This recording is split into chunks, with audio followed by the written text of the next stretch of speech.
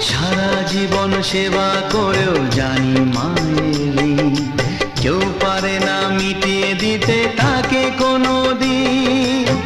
তোমারই আশীর্বাদে জীবনের প্রতি পদে যেন আমি রাখতে পারি তোমারই সুনাম মা, ও মা।